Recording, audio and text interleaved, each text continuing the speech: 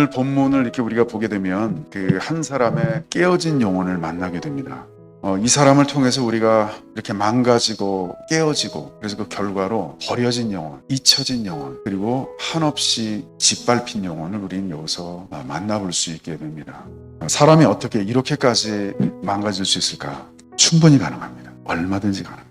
이것이 죄가 우리에게 보여주는 하나의 처참한 결과라고 볼 수가 있습니다. 하나님께서 우리에게 허락하신 일반 은총이라는 것이 있습니다. 일반 은총이라는 것은 뭐냐면 예수님을 믿거나 믿지 않거나 누구에게나 동일하게 임하는 은혜를 말합니다. 예를 들어 비가 오잖아요. 햇빛이 비치잖아요. 이거는 누구에게나 임하시는 하나님의 은총입니다. 오늘 본문에 나와 있는 이분의 어떤 그런 모습은 바로 이 죄가 우리에게 가져다준 이 처참한 결과를 우리에게 보여주고 있습니다. 구원자 예수님, 첫 번째는 바로 뭐냐면은 예수님을 만나는 일입니다. 예수님을 만났을 때 우리에게는 새로운 소망이 있게 되는 것을 보게 됩니다.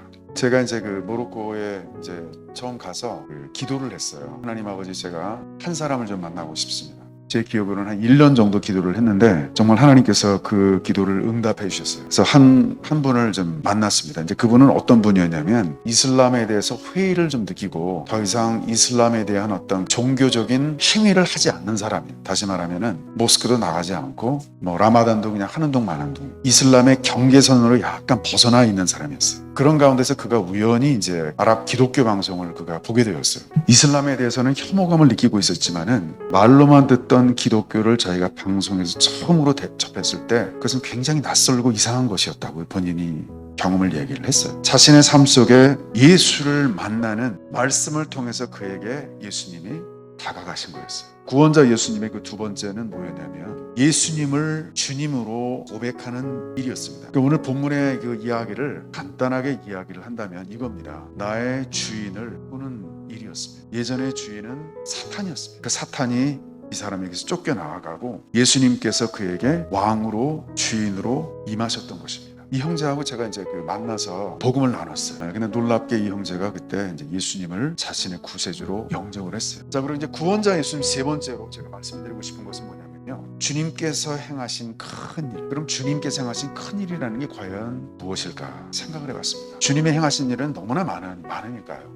오늘 본문을 보면서 그런 묵상을 좀 해보게 되었습니다. 예수님을 믿지 않고 살아가는 한 영혼이 예수님을 만나서 내가 예전에 알고 있던 그 옛 신을 버리고 거기에서 자유함을 입고 예수 그리스도를 나의 주님으로 고백하고 믿는 것, 이것이 가장 큰 일이라는 것을 제가 알게 되었습니다. 예수님을 내가 구주로 고백하고 이분이 이거를 경험하는데 3년이 걸렸어요. 그리고 나서 이제 이 사람에게 어떤 일이 벌어졌냐면 이 사람이 전도를 하기 시작합니다. 선교에 대한 다양한 정의가 우리에 있겠지만 오늘 본문의 말씀을 통해서 간단히 정리를 한다면 이렇게 죄로 인해서 깨어진 영혼, 망가진 영혼들이 예수를 만나니라.